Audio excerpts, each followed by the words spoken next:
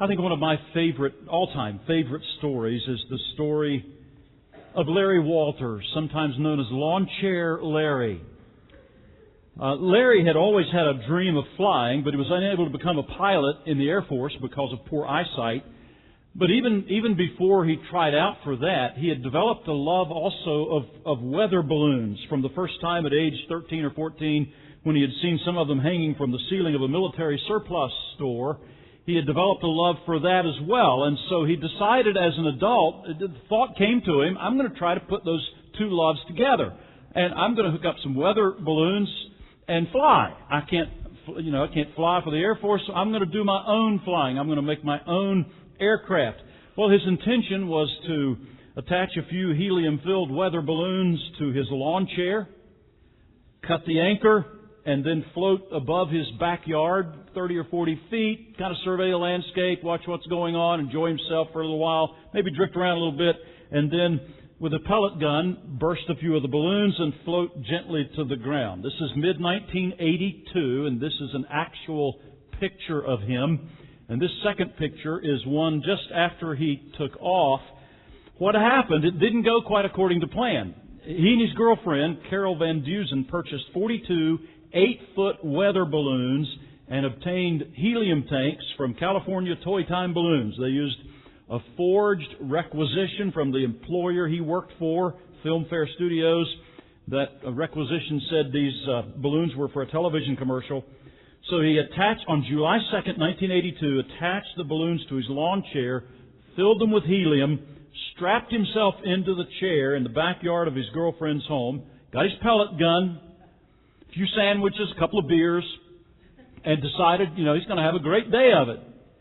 Well, things didn't go quite as planned. When friends cut the cord that was attached to one of his friend's vehicles and was holding him down, he did not just drift lazily up 30 or 40 feet. He shot up like a missile and stopped at 16,000 feet. He began to drift around so terrified that he couldn't shoot any balloons. He was afraid he would tip himself over.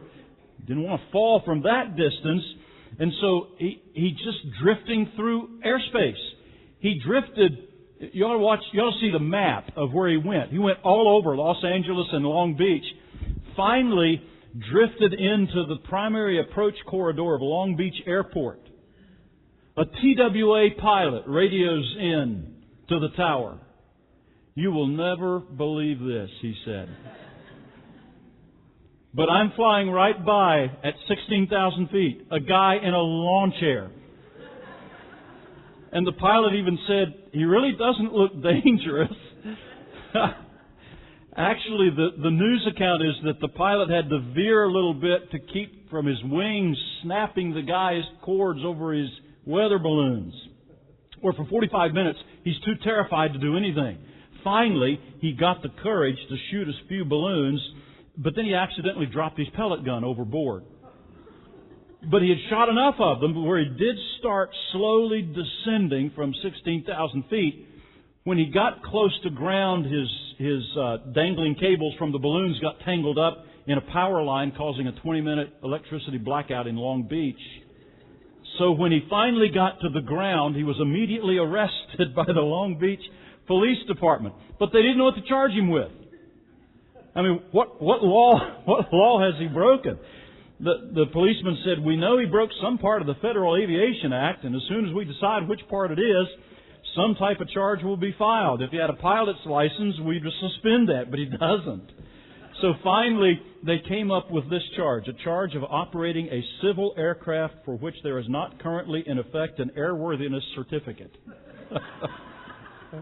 Well, that didn't stick. So finally, they just dropped the whole thing, and the guy went free. What a day. Can you imagine starting out the day with a few friends thinking, this is going to be great. I'm going to sit up here in my perch above my neighborhood, and then for it to turn out like this. The amazing thing about this story is that it spawned a new extreme sport called cluster ballooning, and that still is what some crazy people do even today. Amazing story. Can you imagine a bad day like that? Let me ask you, have you ever had a bad day? Maybe not quite like that, But have you ever had a bad day?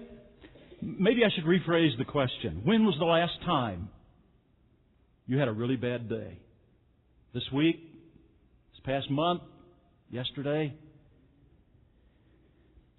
We're in a series of messages on the life of Abraham, and sometimes I think when we look at Bible characters, we get the impression that they're superheroes. They're not like us, and nothing could be further from the truth. And so I'm so grateful that the Bible includes the whole story of these men's lives, and some of the high spots and triumphs and victories, but also some of the very low points, some of the real difficulties and struggles and self-doubt and questioning that they had.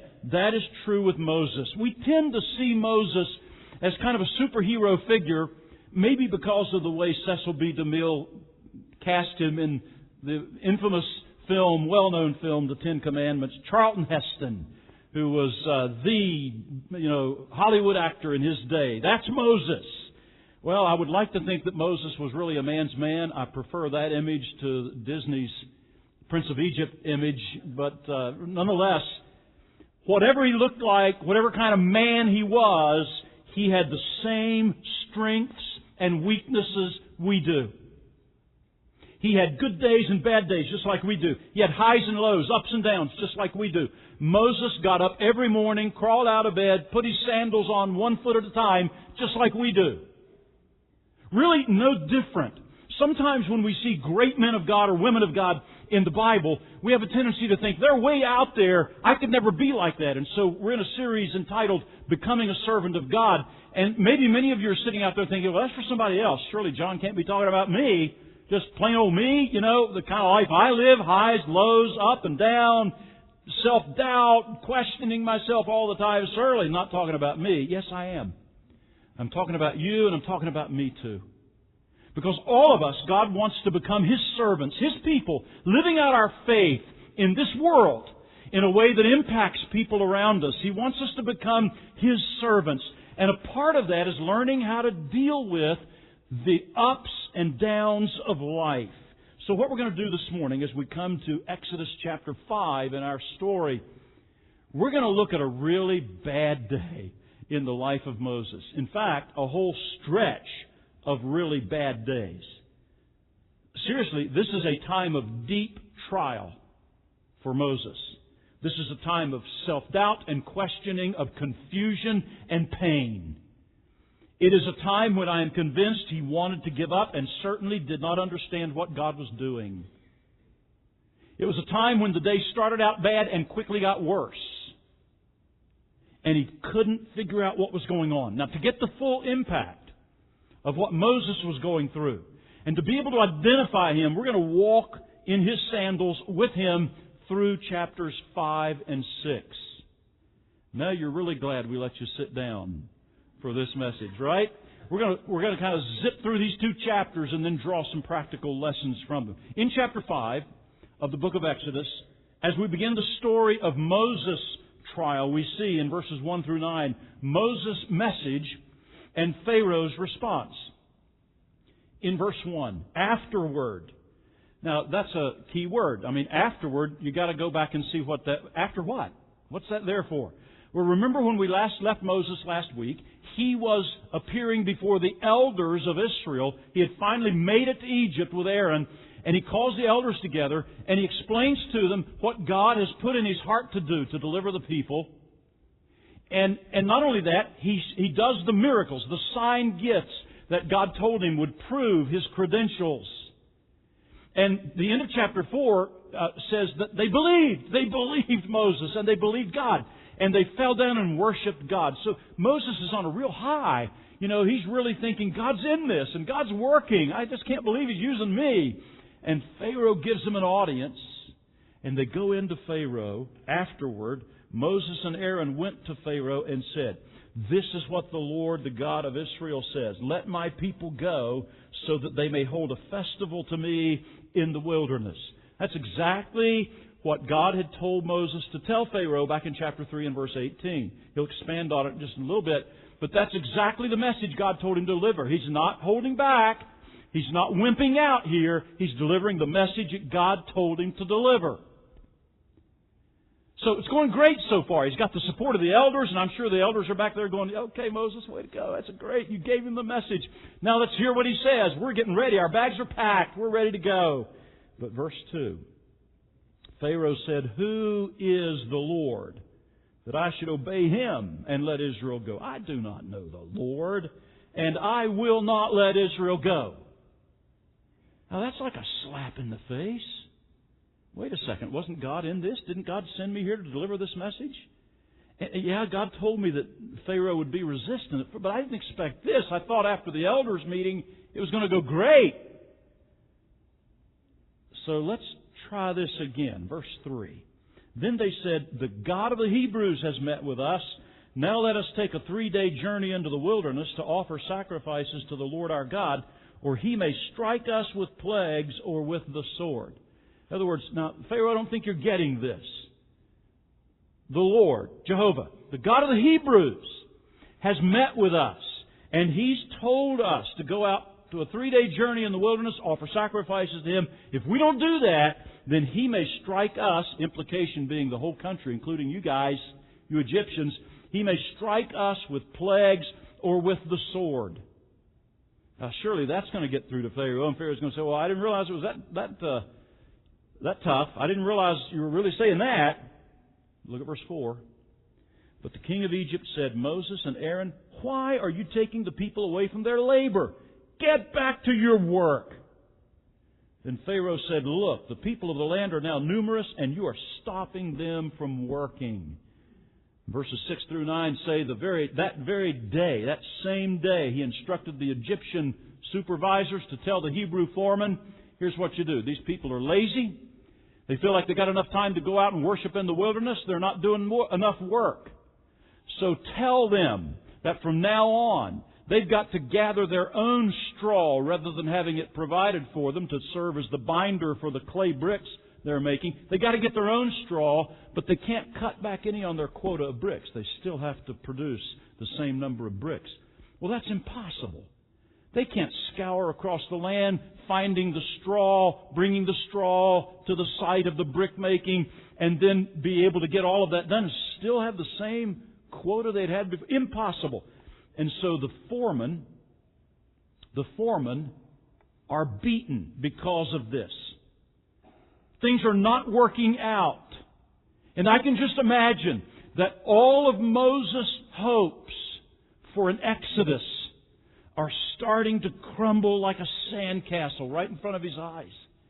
He went into this with very little self-confidence to start with.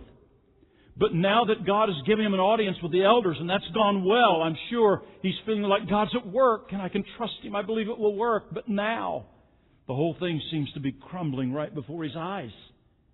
And that leads me to verses 10 through 21, where we see the people's suffering and the leader's response. Verses 10 through 14. Then the slave drivers and the overseers went out and said to the people, in other words, they're delivering Pharaoh's message. This is what Pharaoh says. I will not give you any more straw. Tells them to go ahead and find it on their own. Continue to make their bricks. Keep the same quota.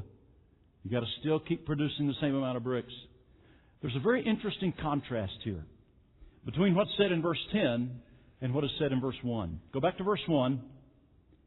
Moses and Aaron, speaking to Pharaoh, say, this is what the Lord, the God of Israel, says. Verse 10, this is what Pharaoh says. In other words, Pharaoh's response is, I don't care who your God is, and I don't care what he says. I'm the God of Egypt, and this is what this God says. This is what Pharaoh said. This is what I say. And in this land, what I say is what goes. Not what some cheap 2-bit God of the Hebrews says. That's basically the thrust here. It's basically what he's saying. Wow. So they carry it out. The Hebrew workmen are trying their best. They can't make quota. And so in verse 14, the Pharaoh's slave drivers beat the Israelite overseers they had appointed, demanding, why haven't you met your quota of bricks yesterday or today as before? So the people are suffering, and the leader's response is just to pour more on them and to beat them into submission. Well, that leads, in verses 15 to 18, to a labor management meeting. The labor says, we got to have a meeting here to talk this thing through. Verse 15, then the Israelite overseers went and appealed to Pharaoh. Why have you treated your servants this way? Your servants are given no straw, yet we are told, make bricks. Your servants are being beaten, but the fault is with your own people. You see, that clues me into the fact they were absolutely in the dark about why this had happened.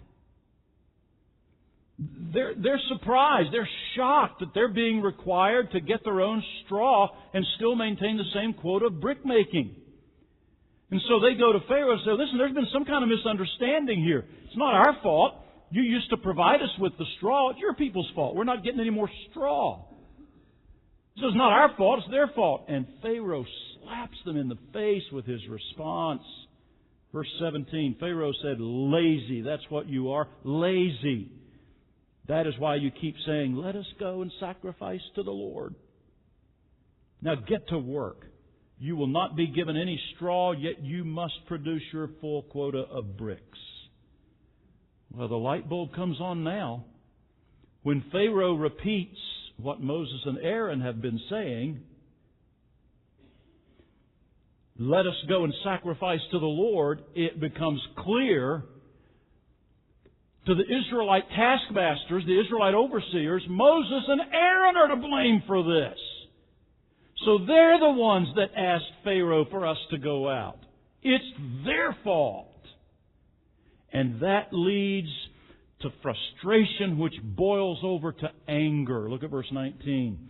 The Israelite overseers realized they were in trouble when they were told, you are not to reduce the number of bricks required of you each day. When they left Pharaoh, they found Moses and Aaron waiting to meet them. And they said, may the Lord look on you and judge you. Now that may sound like kind of a mild statement to us, but it's not. It's a curse. It would be the same thing as someone looking at us and cursing us out with the strongest profanity and using God's name. That's what they're saying here. May the Lord look on you and judge you. It would be the same as someone saying to us, may God condemn you, but not using the word condemn. It would be the same thing as someone cursing at us using God's name. They are angry at Moses and Aaron. They're blaming them for this new hardship on the people. You have made us obnoxious to Pharaoh and his officials and to put a sword in their hand to kill us. Can you imagine how Moses must feel at this point? I've obeyed God. I've done what He asked me to do. And this whole thing is falling apart. First, Pharaoh won't recognize you and blames us and makes it harder for the people. And now your people, God, are upset and cursing me and accusing me. I am confident that Moses probably had a flashback to 40 years before, when he had tried in his own fleshly energy to be Israel's deliverer. Remember when he killed the Egyptian taskmaster? And Acts tells us that he thought the Israelites would recognize he was their deliverer. And it all came crumbling down in front of him. And he sees it happening again. It's been 40 years. He's thinking he's doing it the right way now. He's following God. He really didn't want to do this in the first place. But God pushed him into this. And now the same thing is happening. The same result. What is going on here, God? Well, that leads us, beginning in verse 22 and going all the way through chapter 6, to Moses' questioning and God's response. Moses does question God. Look at verse 22. Moses returned to the Lord and said, why, Lord, have you brought trouble on this people? Is this why you sent me? Ever since I went to Pharaoh to speak in your name, he has brought trouble on this people, and you have not rescued your people at all. I don't think I've dramatized the frustration and anger in Moses' voice. He is so confused and pained by what's happened here. He cries out to God, and 3 times he asks Him, why? Why? Why, God? He pours out his heart, his anger, his frustration, his disappointment in God. I'm sure there were more than a few tears. I'm sure there was some self-doubt and questioning of himself, not only questioning of God. He does not understand what's going on. But I love God's response to him. Beginning in verse 1, the Lord said to Moses, "Now you will see what I will do to Pharaoh. Because of my mighty hand, he will let them go. Because of my mighty hand, he will drive them out of his country." I love the fact, this is so comforting to me, that God does not push Moses aside. He doesn't even rebuke him. He doesn't try to shame him. He doesn't call him up short for questioning him.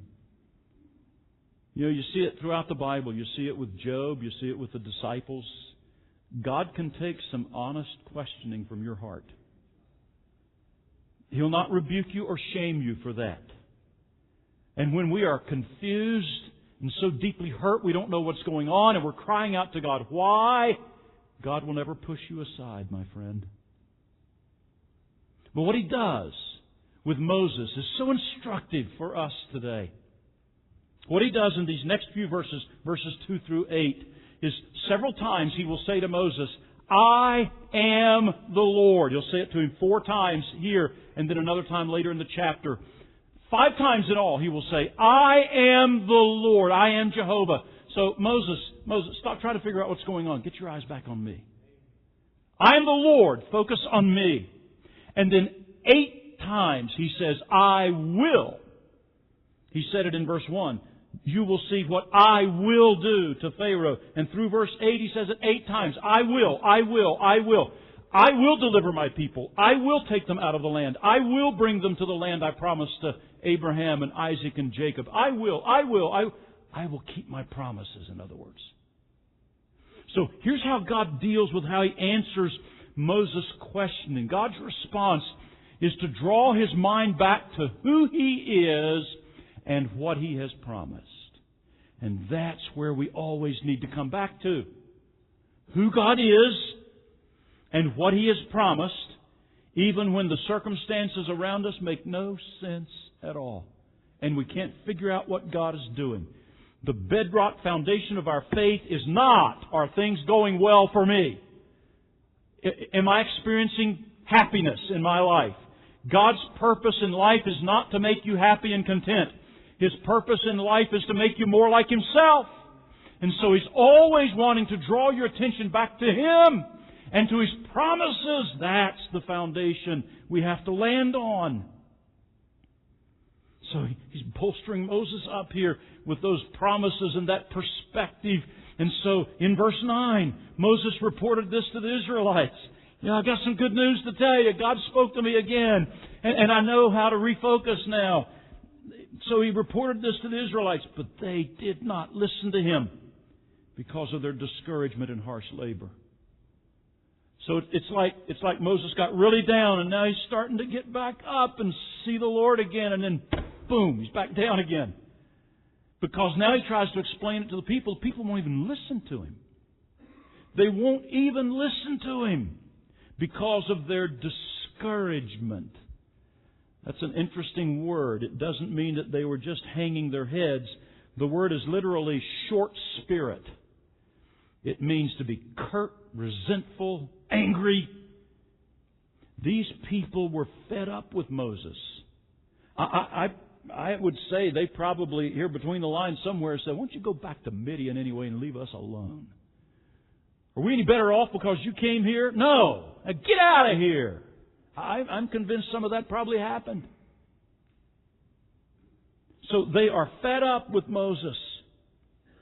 And so Moses really doesn't know what to do now. But look what happens next, verse 10. God's still dealing with Moses. The Lord said to Moses, "Go tell Pharaoh, king of Egypt, to let the Israelites go out of his country." You put yourself in Moses' sandals, okay? Are you serious, God? I mean, my own people won't even listen to me.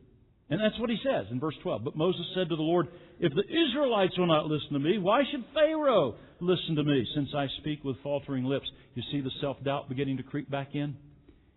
You see the self-incriminating, Lord, I can't do this. I can't talk well enough to do this. That was one of the excuses he had used before. And God said, I won't take that. I won't listen to that. But that self-doubt is creeping back in. You know, that's what pain does to us. That's what trouble does to us. That's what trials will tend to do to us. And Moses is thinking, this is one of those days that will never end. This is horrible. It started out bad. It's gotten worse. And a whole string of days like this. Now, the story's not over. We have to stop there today. God's still got a lot of work to do, both in Egypt and on Moses. But for now, let's pause and let's just ask ourselves, Lord, what can we learn from what Moses is going through here? What can we learn that will help us with the trials that we're going through? The lessons for our trials, Lord, what can we learn? I think there are at least 3 clear lessons from this experience in Moses' life, this downtime in his life. The first one's pretty obvious. Trials can be very painful and confusing. Very painful and confusing. Some of you are in Moses' sandals today, right now in your life. You know what it's like for life to seem utterly unjust for you. You know what it's like to be convinced that something is God's will, or at least this is the right direction you should go, and you've made this decision, you've planned things out. Maybe you've even presented it to your family or to your boss or to your class or whatever. And the response just cuts you off and wants nothing to do with what you're suggesting or the direction you're going. How discouraging that is. How painful that is. And then on top of that, to be misunderstood. To be labeled the cause of everybody else's problems and the trouble in this place. You mean, God, you put me in this position for this? That's painful. That hurts. It hurts deeply. When you feel like you've done the right thing, the best way you knew how. You sought to follow God's leading. You felt you were doing what He wanted you to do. And now you've been misjudged. People are even reading motives that you never had and accusing you of doing things for reasons you never even thought of, much less had as your motives. But you're under a cloud. There's no way to really defend yourself without looking defensive. You pour out your heart to God. You don't understand what's happening. You can't prove that what they're saying is not true. You can't change people's minds. So what do? You feel all alone. There is no pain like that loneliness. Maybe you've been misunderstood that way by a boss. Maybe you've been misunderstood that way by a friend or a relative or maybe even your mate. And you feel completely alone. You feel like you were doing what God wanted you to do and you'd sought His face and wanted Him to bless. And the whole thing's blown up in your face and you're being accused and made to look like the bad person in this deal. That hurts. That's humiliating. There is a race that is run in the eastern mountains of Tennessee called the Barkley Marathons. It's been run for 30 years, and in 30 years, 1,100 people have started the race. Only 14 have ended the race, finished the race in 30 years. For that reason, a 1% success rate of even finishing the race, it's often called the most difficult race in the world. Gary Cantrell, who created the event in 1986, likes to say the mountains won again. It's a 100-mile race, which is daunting enough, but it's in the mountains of Tennessee. It's a 20-mile track you run 5 times. By the way, I've never done it. Wouldn't suggest anybody do it. You run it 5 times, and the amount of climbing that you do in that race over the 100 miles is twice the height of Mount Everest. It is grueling. It is an incredibly difficult race. Here's how it works. When you start the race, all you get is a handout with some race directions. You are only allowed to take a map and a compass. There are no medical aid stations along the way, and you're going to run 100 miles and go twice the height of Mount Everest in that 100 miles. Good luck with that. No wonder only 14 people have finished in 30 years. In 2015, the last record I was able to find of this race, March of 2015, nobody finished. And one of the runners, Nikki Wren, a 40-year-old Australian, said this about the race. She completed 30 miles and then had to drop out. She said this: "You don't come here to be victorious. You come here to be humiliated." It's lonely out there. It's eerie. You have to be comfortable being inside your own head. Everyone comes back pretty broken. And when I read those words, I thought, isn't that like the race of life? Doesn't it leave us that way sometimes? And you feel like, I'll never be victorious. I'm just going to be humiliated. I'm that way now, you may be thinking. Broken. The race of life sometimes breaks us. It is painful. Trials can be very painful and just as confusing. Think again of Moses. He's beginning to express some self-doubt again. Lord, I can't go into Pharaoh again. I can't talk well enough to talk to Pharaoh. Not again, Lord. I can't do this again. And so there's this old fear, this old self-doubt creeping back up. I can just imagine him. Lord, I told you at the burning bush I was not your guy. I told you. I gave you 5 reasons why I could not do this, and you wouldn't accept them. And so I gave in. I gave in. And I decided I would come. I would follow you. And I left my job. I uprooted my family. I came all the way down here. And for this, I don't understand, God. I gave up everything. And now I'm in trouble with Pharaoh. And the people I came to deliver hate me. They're cursing me. Is this why you sent me, God? Is this why you wanted me to come to Egypt? That's the very question he asks. Fear, self-doubt, not knowing how to handle it. Well, I don't know if you've noticed or not, but it's baseball season again.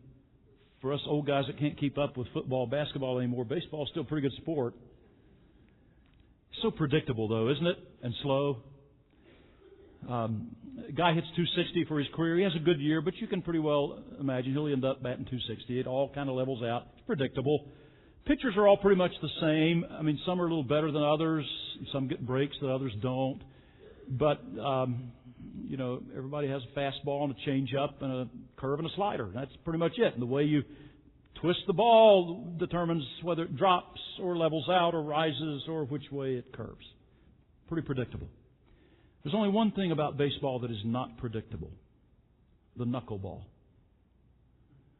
The knuckleball is not thrown like any other pitch in baseball. You don't grab with 2 fingers along the seams or across the seams. You don't twist it to curve or to shade it to slide in. You don't do any of that. You hold it with your knuckles, these first knuckles, and you pitch it to where it doesn't spin at all. Charlie Huff, one of the best knuckleball pitchers, used to describe it this way. He said, because you don't put any spin on it, the wind currents make the ball bob around like a wiffle ball, and it might break 2 or 3 different times on the way to the plate. So even the pitcher doesn't know what it's going to do. The catcher doesn't know what it's going to do. Poor batter, he has no clue what it's going to do. Bobby Mercer, former player with the New York Yankees and a great player, once said this. He said, the challenge of hitting a knuckleball was like, and I quote, trying to eat Jell-O with chopsticks. You talk about confusing. You try that sometime. It's impossible. Joe Torre, a Hall of Fame player, catcher, and manager, said catchers need a big glove and a pair of rosary beads to catch a knuckleball. Knuckleball is the most confusing play in sports. Life is like that sometimes, isn't it? You have no clue what's coming at you. You can't figure it out even when it does come. You can't hit the thing. You can't seem to make any headway. Trials can be both very painful and very confusing. You say, okay, John, enough of that. Tell me something I don't know. I know that pretty well. Okay, let's move on. Second lesson. Not only can trials be very painful and confusing, but the second lesson is so critical. Trials should drive us to the Lord. Now that sounds a little cliche-ish, I know. Well, just come to the Lord. That sounds awful cliche-ish. We've heard that for years. But I don't know that we've really heard it. I'm not sure we've really grasped what that means. Because we're doing everything else but that. See, the one thing Moses did right is he came to the Lord and cried out to Him. Yeah, he was confused. Yes, he was hurt. Yes, he is full of self-doubt. Yes, he asked why? Yes, but at least he came to the Lord.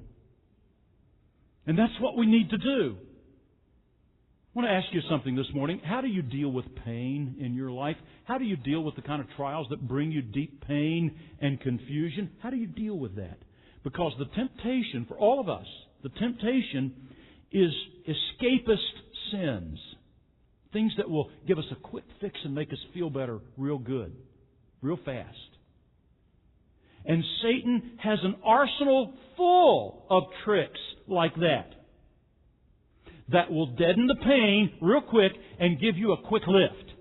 There are lots of things Satan will throw at you to try to get you to do.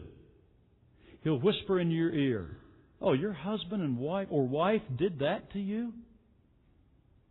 Well, what about that person over there that's shown a lot of interest in you and talks with you a lot and seems to be interested in your work and what you do? Maybe you should go talk to them.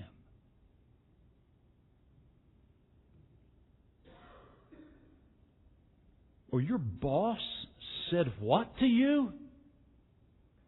You deserve a drink, you know? Or your kids treat you like garbage? I know some pills that will make you feel good real quick and forget all about that. You feeling really down? What about that website the guys at work told you about? You're really hurting inside? And just eat a bunch of the food you like best. You'll feel better real quick. That's where I struggle. All of us have a tendency to want to deaden the pain and the loneliness and the hurt and the misunderstanding. And there are lots of ways to do that, my friend. Lots of ways. Lots of ways that are not illegal. Lots of ways to deaden that pain and give you a quick hit and lift and make you feel better. And for most of us in the room, we will choose one of those options rather than going to the Lord and just unburdening our hearts to Him. Say what you will about Moses. At least he went to the Lord. You know, we can kind of be amazed at the way he went to the Lord, all of his questions and all of that. But listen, my friend, God knows how to handle honest questions. And He will never push you away and shame you for that. Please learn to come back to the Lord, because when you do, you are putting yourself in the best position to get the real help that you need, to grow, to become more like Him. That's where God wants you. And remember what He did for Moses? 5 times, I am the Lord. In other words, get your eyes back on me, Moses. You're beginning to self-doubt again because you're getting your eyes on Pharaoh and on the people and their opposition to you. Get your eyes back on me. And then 8 times, I will. My promises are still good, Moses. So that's what it means to look to the Lord. Not just some kind of glib, well, God, please help me. No. It's taking your eyes off of everything that's confusing you and hurting you and coming to the Lord and fixing your eyes on Him. That often happens through His Word, where you get alone with God and you get a fresh glimpse of who He is in His Word. And then you get a fresh glimpse of His promises. I will, I will, I will.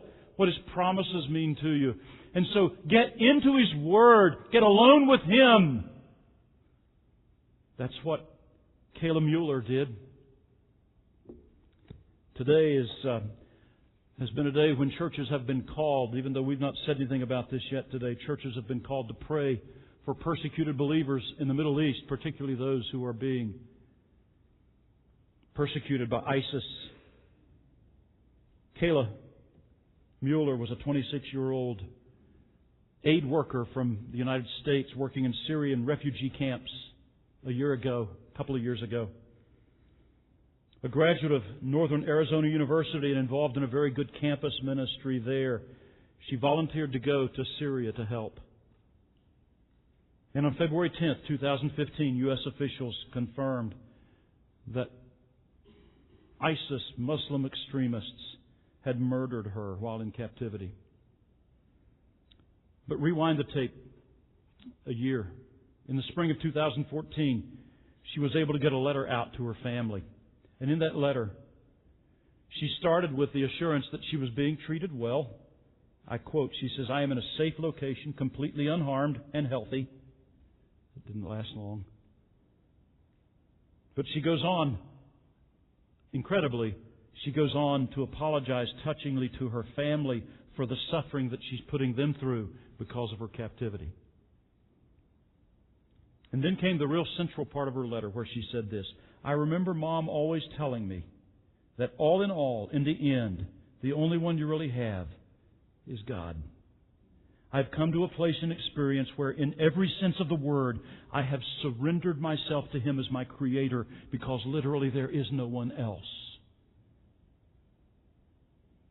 She goes on to say, and I love the way she says this. This has really struck me. She says, "By God and by your prayers,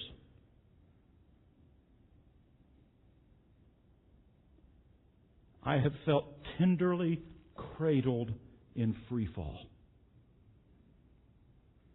I mean, she realized her plight. She probably expected what would happen. She's in free fall. All of the support has been taken out from under her.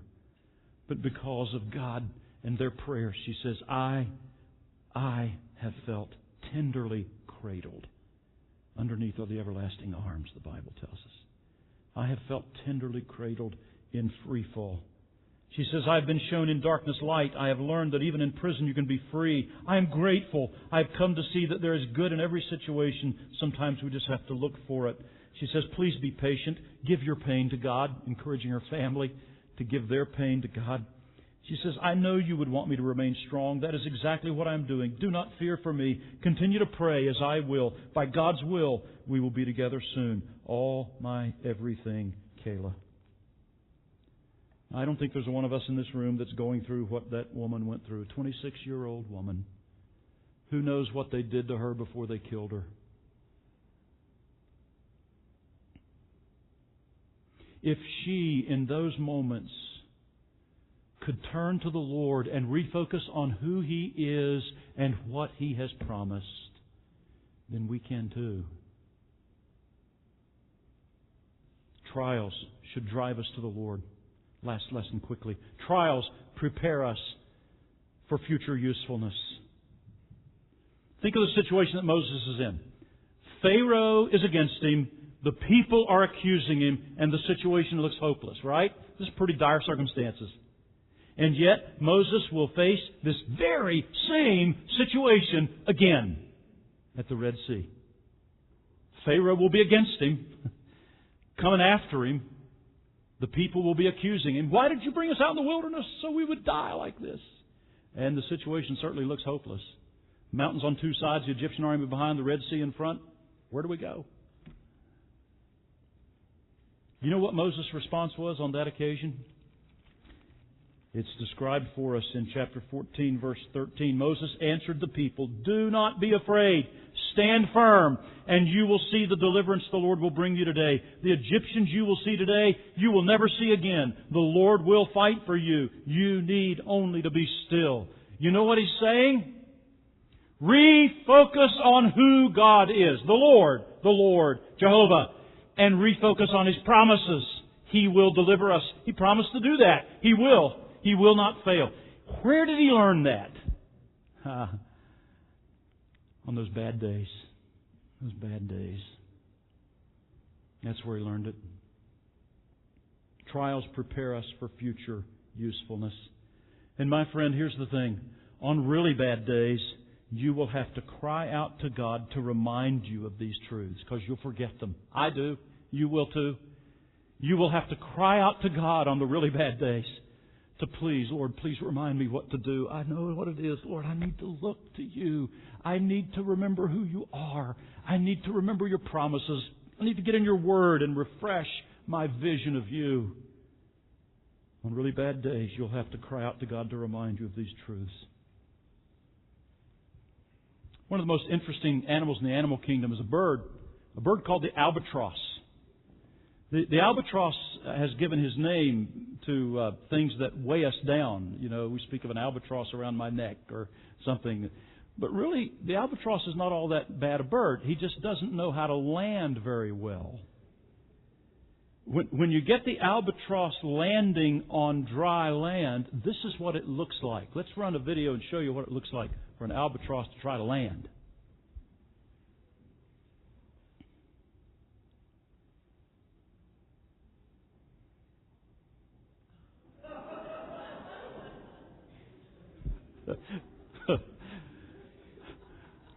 Because of that kind of landing, and they all do that. They all land, when they fly in for a landing, they just like drunken sailors, tumbling over and staggering around. And they've gotten the nickname Goonie birds because of that. Now, I'm convinced that some of us here this morning probably feel like Goonie birds. You feel like, man, that's the way I look in life. I stumble all over the place. I can't get it right. I keep failing. I have these ups and downs. What's going on, God? But you see, that's not really the full story of the albatross. The albatross is a majestic bird. But it stays most of its time over open water, over the sea. It will go for 18 months over open ocean and never land on ground. That's the reason it forgets how to do it, I guess. But it will never land, 18 months will never land on ground. It's a majestic bird. It has the largest wingspan of any bird, 11 feet. When it spreads those majestic wings, it is a marvel to behold. But here's the thing about the albatross. It needs heavy winds to be able to get those wings functioning right and to be able to stay aloft for hours on end, because it will ride those currents and just float with that huge wingspan. And it needs not just gentle sea breezes, it needs gale force storm winds, because that's what enables it to fly and to stay aloft and not have to land even in the water. In fact, if it did not have those kind of gale force winds, it would never make its migratory journey to where it mates and produces offspring every year, and the whole species would collapse. You see, the albatross looks crazy landing on land, but it's not made for land. It is made to fly, and to fly in storms. My friend, you were not made to struggle and flounder on this earth with trials and problems. When they come your way, they're like the storm winds, the gale winds. God made you to fly. God made you to lift those wings up and out and to soar, to be all that He meant you to be, to become more like Christ, to be lifted up, to be more like Him, so that you can soar through the storms of life and not flounder on land like you are now. God made you to be an albatross, not a Goonie bird. He made you to be an albatross, a majestic child of God who reflects His glorious image and needs the strong gale force winds to make it through life, to be more like Him. God will continue teaching Moses this lesson. My prayer for you and for me this morning is that He will continue teaching us that lesson, and that we will listen and learn. Let's pray together. Father, thank You for the story of Moses. Thank You for the encouragement we have from Your Word. And all that Moses went through and how he looked to you and trusted you and asked, even in desperation, for your help, your understanding. Oh God, drive us to yourself when we are in times of trial and difficulty. Help us to see you, who you are, what you've promised. Help us not to flounder on this earth, but to soar to the heights of being more like you through trial. We ask in Jesus' name. Amen.